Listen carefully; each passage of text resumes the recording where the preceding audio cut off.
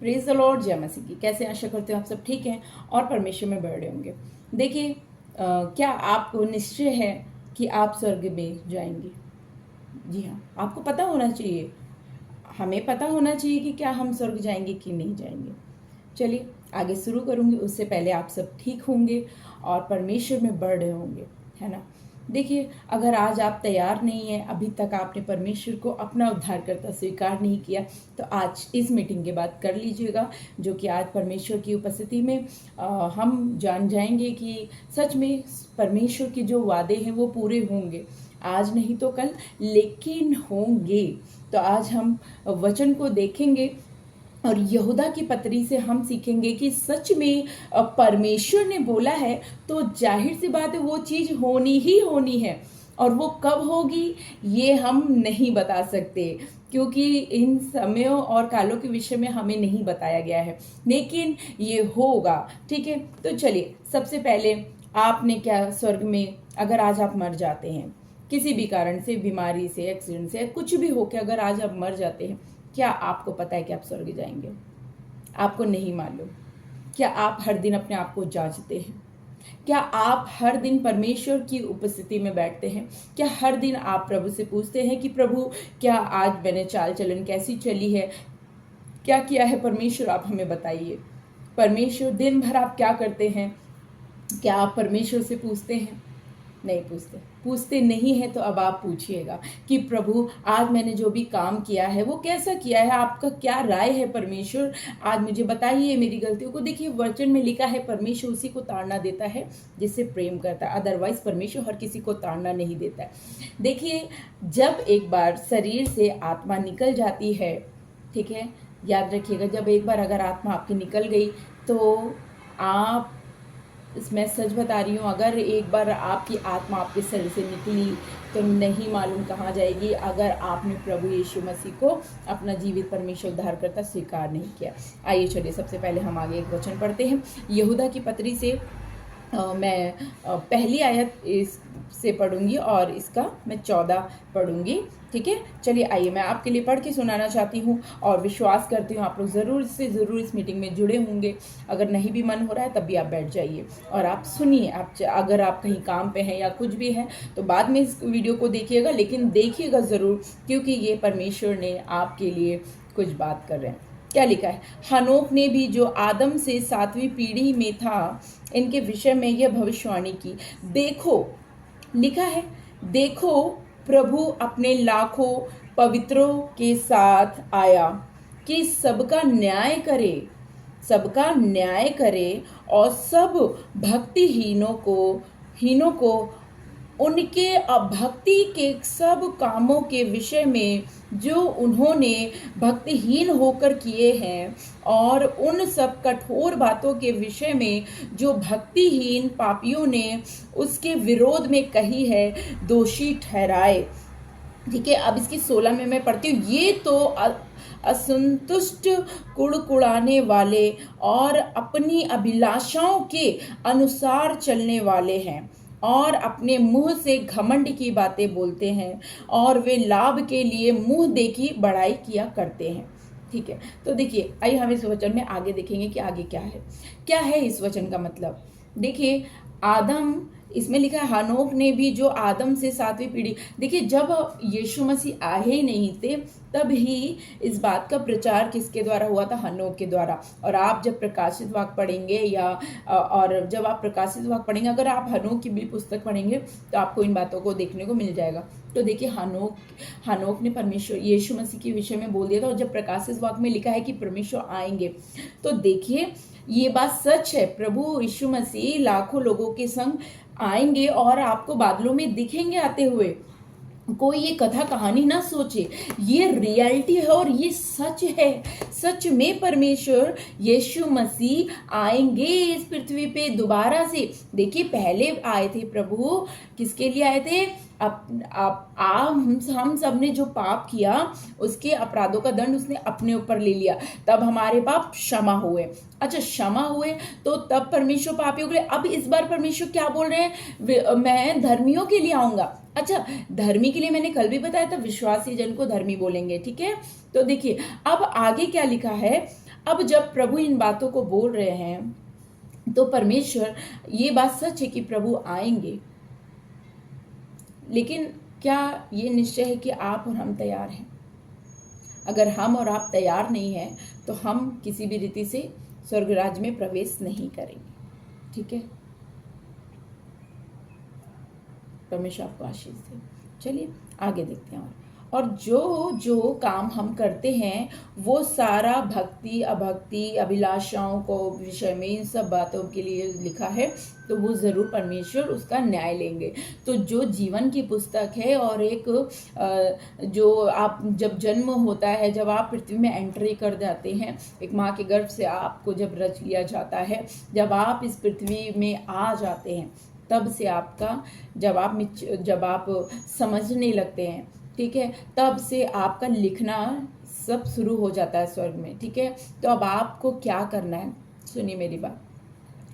तो अब आपको करना क्या है? अब आपके विषय में तो अब आपके विषय में वहाँ लिखा है, तो अब वो सब कुछ कहाँ से? अगर आप प्रभु यीशु मसीह पे विश्वास नहीं करेंगे तो जीवन की पुस्तक में आपका नाम कतई नहीं लिखा जाएगा। ये मैं नहीं बोल रही हूँ, प्रभु का वचन बोलता है ऐसा। अब आगे हम एक और वचन पढ़ेंगे, इसी में ही चेतावनी और उपदेश। ठीक है, लिखा है पर हे प्रियो, तुम उन बातों को स्मरण रखो। प्रियो किसको बोल रहे हैं? प्रियो वो है जिससे परमेश्वर प्रेम करते हैं, जो प्रभु उनसे प्रेम करते हैं। ये सारी बातों को अब लिखा है, तुम उन बातों को स्मरण रखो जो हमारे प्रभु यीशु मसीह के प्रेरित पहले ही कह चुके हैं। वे तुमसे कहा करते थे, पिछले दिनों में ऐसे ठट्ठा करने वाले होंगे जो अपनी अभक्ति की अभिलाषाओं के अनुसार चलेंगे, जो परमेश्वर की आत्मा पे विश्वास नहीं करते, आत्मिक जन की बातों पे विश्वास नहीं करते। बाइबल की बात तो वचन उनके लिए तो हंसी ठट्ठा है, परमेश्वर के वचन पे विश्वास तो करते ही नहीं है, क्योंकि उनके अंदर अभिलाषाएं इतनी गंदी गंदी, उन्होंने अपने अंदर इतनी गंदी गंदी अभिलाषाओं को उगा लिया है, जन्म दे दिया है कि वो परमेश्वर के सच्चे वचन की ओर कान ही नहीं लगा सकते। तो अब आगे क्या लिखा है?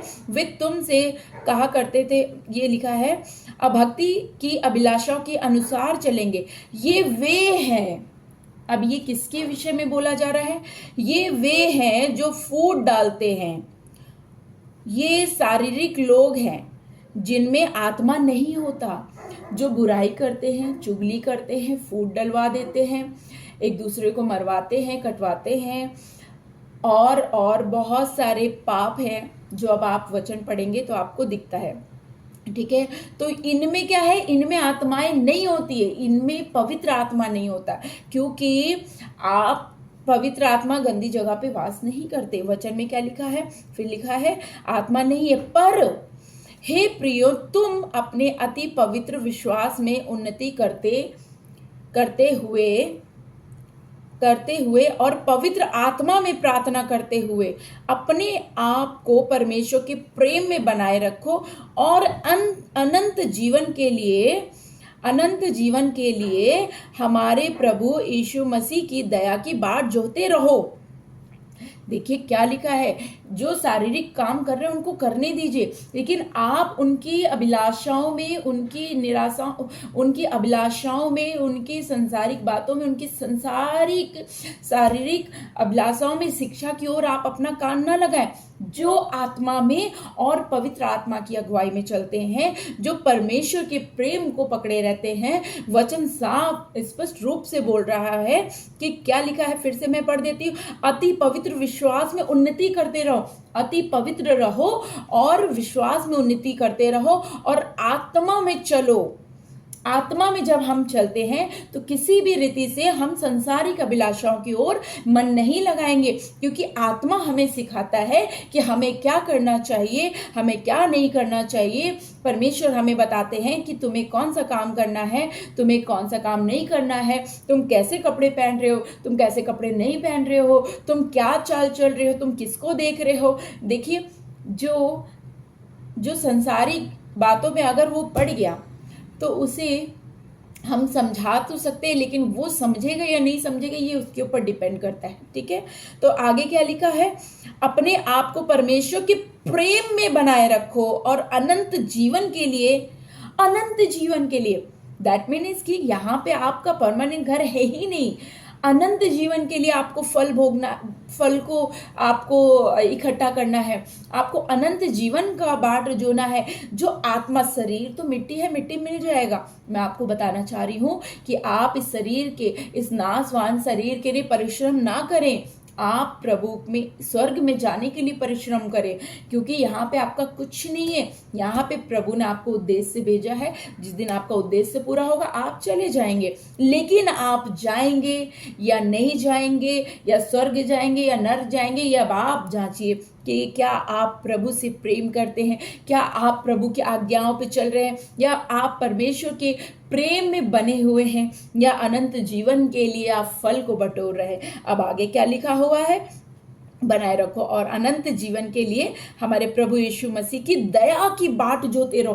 प्रभु से दया की प्रार्थना करें कि प्रभु हम पे दया करें और लोगों पे दया करें, कि प्रभु हम पे दया करें कि हम आपके स्वर्ग राज्य में प्रवेश करें। हमें बताइए, आप पूछिए प्रभु से कि प्रभु हमें जीने के लिए क्या करना चाहिए। वचन में लिखा है कोई भी आपको नहीं सिखा सकता है, मैं भी नहीं सिखा सकती, लेकिन पवित्र आत्मा जो एक विश्वासी के अंदर होता है, जो पवित्र आत्मा होते हैं ना, वो आपको सिखाएंगे कि कैसे चलना है। क्योंकि यीशु मसीह जब जा रहे थे तो उन्होंने क्या बोला था, मैं एक सहायक भेजूंगा तुम्हारे लिए। तो पवित्र आत्मा एक सहायक है हमारे लिए, वो हमारी सहायता करते हैं हमारे दुखों में। अगर आप दुखी हैं तो आप परमेश्वर के पास आइए, पवित्र आत्मा से बोलिए, पवित्र आत्मा मेरी सहायता करिए।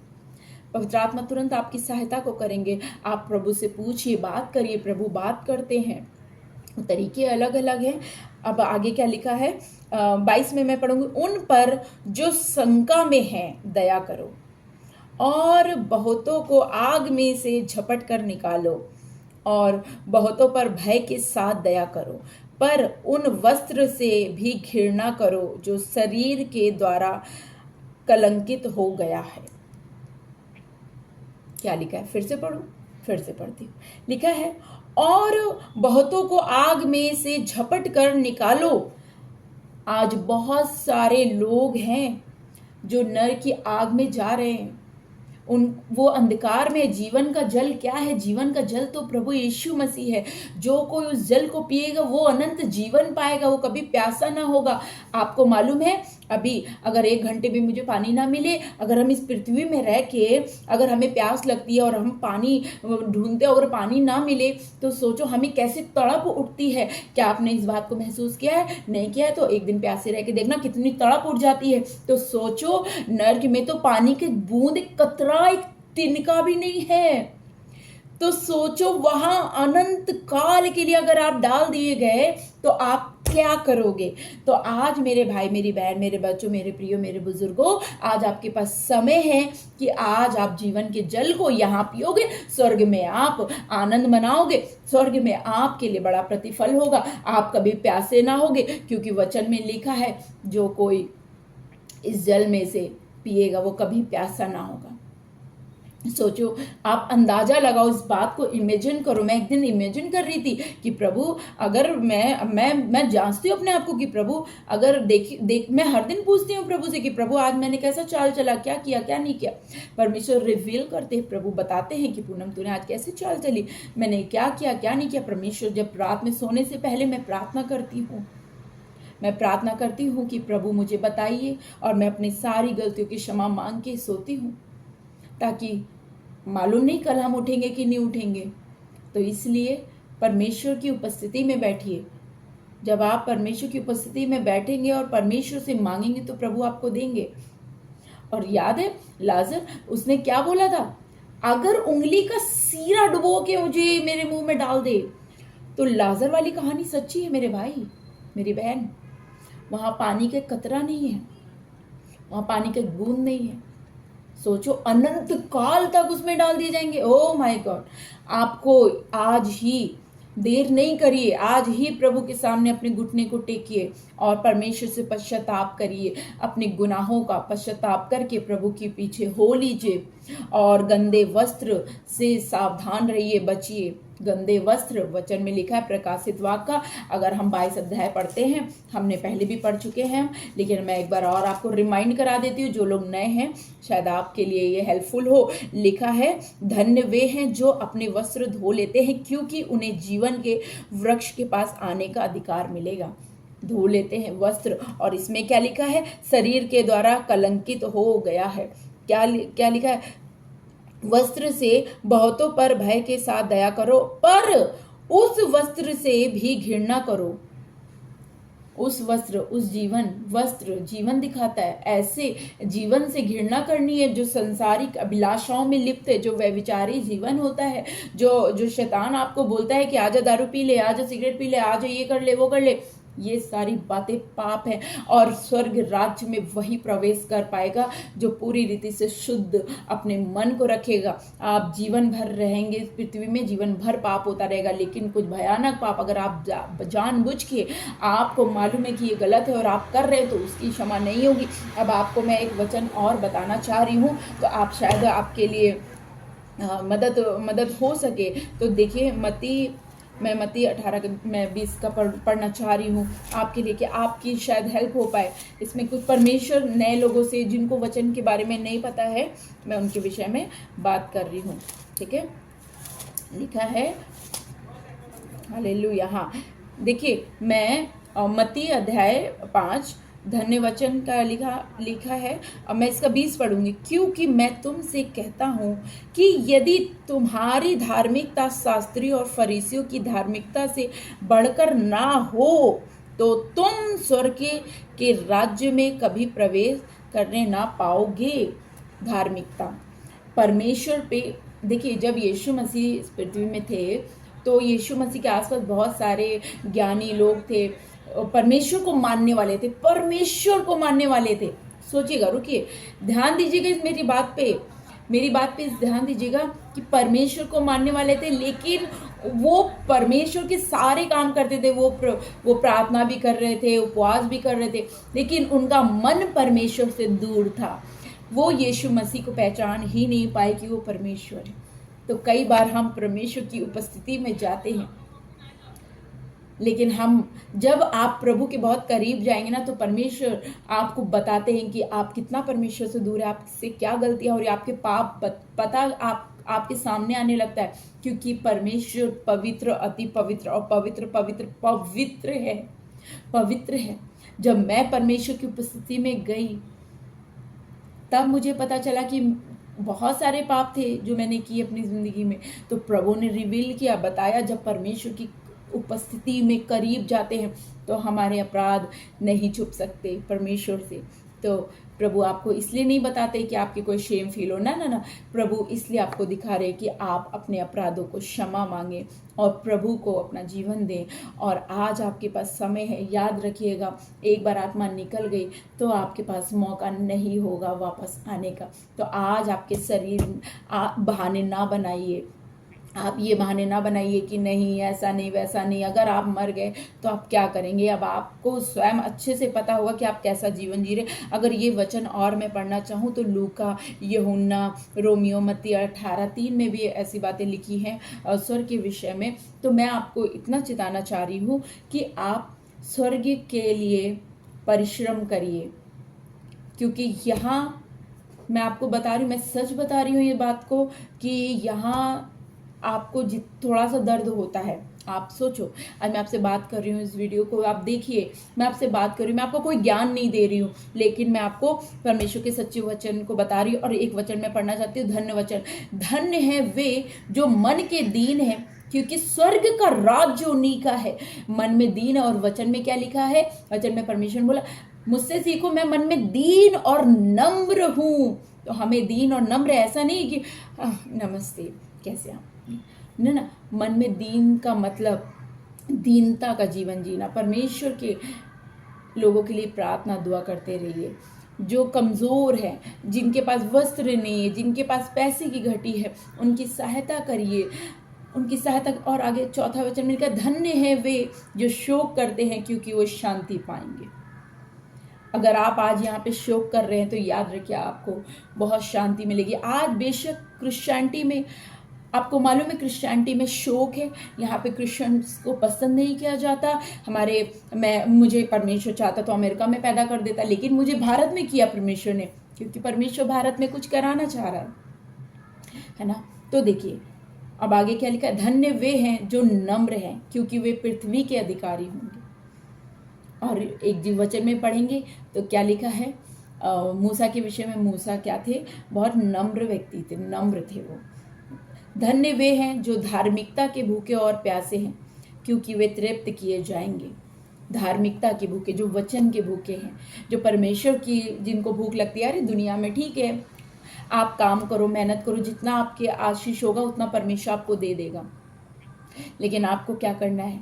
अब आगे लिखा है, धन्य वे है जो दयावंत है, क्योंकि उन पर दया की जाएगी। अगर आपसे किसी ने कर्जा लिया है या उसका पैसा आप पे है, तो आप उस पर दया करिए, क्योंकि अगर आपके पाप सभी क्षमा होंगे जब आप दूसरे के अपराध को क्षमा करेंगे।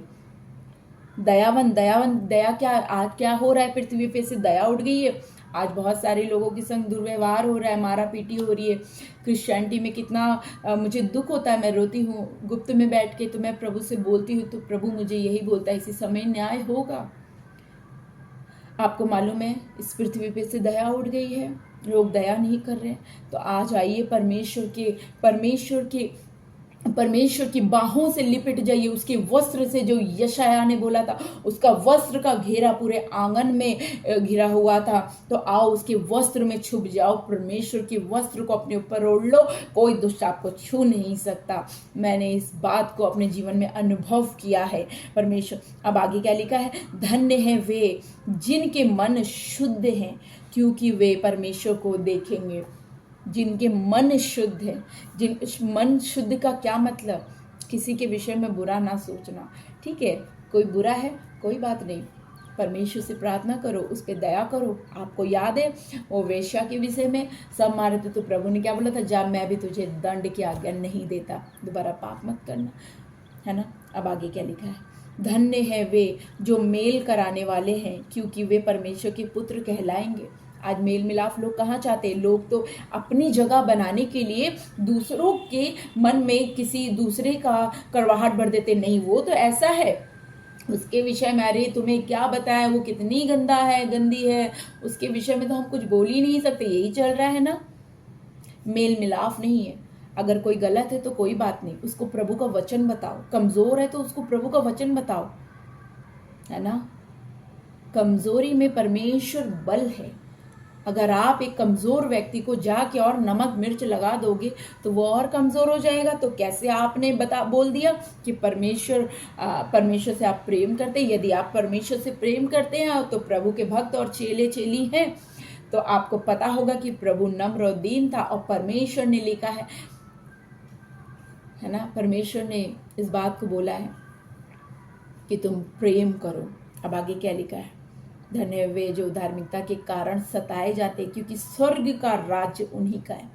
अगर आज मेरे भाई मेरी बहन तुझे सताया जा रहा है, या आपकी माँ बहन भाई पापा कोई भी आपको मार पीट रहे हैं कि यीशु मसीह पे विश्वास ना करो, ये ना करो, आप बने रहिए, आप पीछे ना मुड़िएगा। ये शरीर तो नासवान है, आत्मा को बचाने की पूरी तैयारी करिए। आत्मा को आप आज निश्चय कर लीजिए कि चाहे कुछ भी हो जाए, मैं स्वर्ग जाके रहूंगी, मैंने निश्चय किया। और मुझे याद रखिए, मैंने प्रभु से वादा किया, नहीं प्रभु मुझे आपके पास स्वर्ग में आना है। अरे यहाँ पे, ओ माय गॉड, यहाँ से अगर यहाँ पे ही आपके पास समय, इस पृथ्वी में समय है, मैं आपको बोलना चाहती हूँ कि आप अपने अपराधों की पापों की क्षमा मांग के प्रभु के पीछे हो ले। अब आगे क्या लिखा है, बेशक आप सताए जा रहे होंगे, आप प्रार्थना करिए, परमेश्वर आपके साथ है। वचन में 11 में लिखा है, धन्य हो तुम जब मनुष्य मेरे कारण तुम्हारी निंदा करे और सताए और झूठ बोल कर तुम्हारे विरोध में सब प्रकार की बुरी बात कहे, तब आनंदित और मगन होना। गुस्सा मत करो कि आपको कोई गरिया रहा है, गाली दे रहा है, या आपको कोई बुरा भला बोल रहा है, या कोई पास्टर आपके विरोध में खड़ा है। इट्स ओके, कोई बात नहीं, उसको आप माफ करो। आनंद मनाओ कि परमेश्वर के कारण आपको सताया जा रहा है। एक होता है ना, एक होता है कि फिजिकली लोग मारते पीटते, एक होता है आत्मा को दुखी करते हैं लोग, आपके विषय में बुरी बुरी बातें करके, आपको बदनाम करके, ये सारी बातें। तो आप आनंदित होइए। अब आगे क्या लिखा, क्योंकि तुम्हारे लिए स्वर्ग में बड़ा फल है। आप किसी को पलट के कोई जवाब मत दो, कोई भी कुछ बोल रहा है बोलने दो, आप आनंद मनाओ, परमेश्वर के संग लिपटे रहो। आगे क्या लिखा, इसलिए कि उन्होंने उन भविष्यद्वक्ताओं को जो तुमसे पहले थे इसी रीति से सताया था, है ना। तो देखिए, मैं आपको बताना चाह रही हूँ कि आज आपके पास पृथ्वी में समय है, आप अपने आप को परमेश्वर को दे दें। और आप चाहे कहीं से भी हों, आप हो सकता है, ऐसा नहीं कि परमेश्वर यीशु मसीह सिर्फ इज़राइल के लिए आया था, ना ना, परमेश्वर यीशु मसीह पूरी पृथ्वी के लिए उन्होंने अपनी जान दी, है ना। अगर वो जान ना देता तो आज आप नरक में पड़े होते, है ना। आपको व्यवस्था के इतने सारे रूल्स फॉलो करना होता, तो जो कि नहीं कर सकते थे, है ना। और प्रभु ने हम अन्य जातियों पे दया करी है, और परमेश्वर ने हमें चुना, और हम परमेश्वर के राज्य में इस्तेमाल किए जा रहे हैं। ये हमारे लिए खुशी की बात है। तो यहाँ पे आपके पास क्या है क्या नहीं है, आपको मिनिस्ट्री बड़ी सोच, आप प्रार्थना करो, आप जबरदस्ती मत करिए किसी बात के लिए, है ना। आप प्रार्थना करिए कि प्रभु आपकी इच्छा जो है, जो आपकी ओर से है मेरी जिंदगी में, वही ब्लेसिंग ठहरे, अदरवाइज मैं सबको कैंसिल करती हूँ। दुष्ट की चाल में ना फंसे, क्योंकि कभी कभी जो दिखता है वो नहीं होता है, मेरे भाई मेरी बहन, इस बात को याद रखिए। आप परमेश्वर के प्रेम को थामे रहिए और स्वर्ग में जाने का तैयारी करिए, है ना। तो क्या लिखा है वचन में कि परमेश्वर के सारे हथियार बांध लो, है ना, कि शैतान का हम सामना कर सकें। तो प्रभु के नाम को लपेट लो अपने जीवन में, क्योंकि परमेश्वर का समय नज़दीक है ना। तो आज भी अगर आपने अपना जीवन प्रभु को नहीं दिया है, और हाँ, एक बात और मैं बता दूं, इस बात को भी मैं बोल दूं कि अगर आप यीशु मसीह पे विश्वास करते हैं या उनको ग्रहण कर रहे हैं, तो इस बात को ना सोच के आइएगा कि आप धन दौलत मिल जाएगा। वो तब आपको मिलेगा, तो वो तब मिलेगा जब आप सारी परीक्षाओं से खरे निकलेंगे। याद रखिए, प्रभु के मार्ग में चलना कठिन है। मैं इस बात को ही बता दे रही हूँ, नहीं तो आप बाद में बोलेंगे, अरे प्रॉफिट पूनम, आपने तो बोला था कि यीशु मसीह के पीछे चलो तुम्हें ये मिलेगा, वो मिलेगा, फलाना मिलेगा, ढिमकाना मिलेगा। तो भाई रुक जाइए, रुक जाइए, आप ऐसे नहीं मिलेगा कुछ भी आपको। अब आप बताओ, अगर आपको आर्मी या एयरफोर्स में जाना है तो उससे पहले आपको बहुत सारी ट्रेनिंग को करना पड़ता है। भाई आर्मी एयरफोर्स में कौन नहीं जाना चाहता है, लेकिन इजिली नहीं होता है, क्योंकि किसी का किसी बात से रुक जाता है, किसी का किसी प्रॉब्लम से रुक जाता है, कुछ लोगों का हो जाता है। तो देखिए, आप प्रभु के पीछे चलेंगे तो प्रभु का क्रूस उठाएंगे आप, और प्रभु के पीछे चलेंगे तो संसार, सबसे पहले तो आप इस बात को निश्चय कर लीजिए कि आपकी निंदा होगी, आपके संग लोग सीधे मुंह बात नहीं करेंगे। कई लोग बोलेंगे कि इन्होंने धर्म बदल लिया, कई लोग बोलेंगे कि तुम फिर छुप छुप के अगर आप यीशु मसीह पे विश्वास करोगे तो ये नहीं चलेगा, क्योंकि वचन में लिखा है कि यदि तुम मनुष्य के सामने मेरा इनकार करोगे तो मैं तुम्हें अपने स्वर्गीय पिता के सामने इनकार करूंगा। तो अगर आप यीशु मसीह पे विश्वास कर रहे हैं तो खुल्लम खुल्ला सबके सामने करिए, चाहे आपके सास हो, ससुर हो, जेठ हो, जेठानी हो, या कोई भी हो, सबके सामने बोलो कि नहीं, अब मैं यीशु मसीह पे विश्वास करता हूं और मैं उसके पीछे चलूंगा, दुख उठा। फिर बोलेंगे, अरे देखा नहीं है उसके संग कैसा होता है, जब से यीशु मसीह पे विश्वास किया है ऐसा हो रहा है, वैसा हो रहा है। तो देखो, परीक्षाएं तो होंगी, लेकिन उस परीक्षा में परमेश्वर आपका साथ नहीं छोड़ते।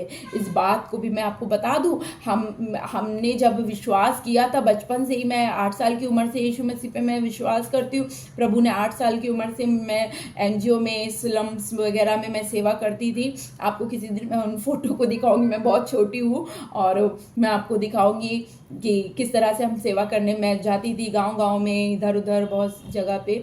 तो परमेश्वर की दया से बहुत बड़े बड़े अमेरिका और इधर उधर के लोगों से भी परमेश्वर ने मिलाया, कि प्रभु की सिर्फ दया थी और प्रभु के अनुग्रह ही मुझ पे था कि हम बचा लिए गए। क्योंकि वचन में लिखा है, यदि प्रभु का अनुग्रह ना हो तो एक भी आत्मा नहीं बच सकती। बिना परमेश्वर की दया से, दया के आप प्रभु पे विश्वास भी नहीं कर सकते। तो इस बात को भी आपको मानना होगा, है ना। तो देखिए, अगर आज आप निश्चय हैं, अगर इस मीटिंग के बाद अब आप तैयार हैं कि अब आप यीशु मसीह पे विश्वास करेंगे, तो मैं आज आपके लिए आपकी ओर से अंगीकार करूंगी, और आपको भी मेरे संग अंगीकार करना होगा कि प्रभु आप पे दया करे, है ना। जितने भी नए लोग आज जुड़े हैं, और आगे भी कहाँ कहाँ तक जाएगी, कौन कौन देख रहा है मैं नहीं जानती, लेकिन मैं आपको एक बात बताना चाह रही हूँ कि प्रभु आपसे प्रेम करता है। हाँ, आपसे ही प्रेम करता है।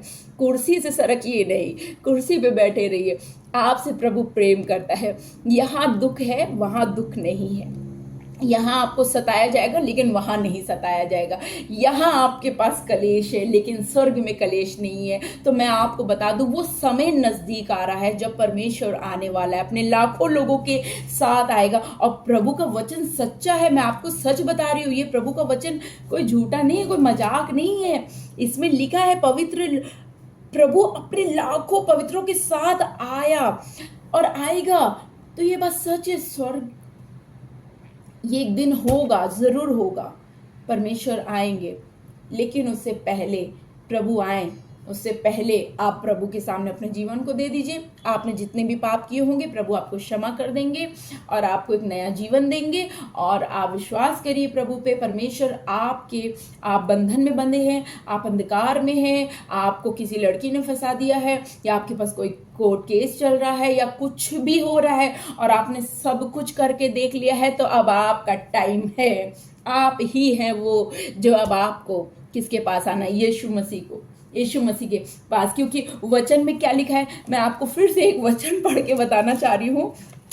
देखिए, जब प्रभु यीशु मसीह की परीक्षा हो गई थी ना, उसके बाद प्रभु का एक वचन है जो मैं पढ़ती हूँ इसको, बात को मुझे बड़ा अच्छा लगता है। जब यीशु मसीह की परीक्षा हो गई थी,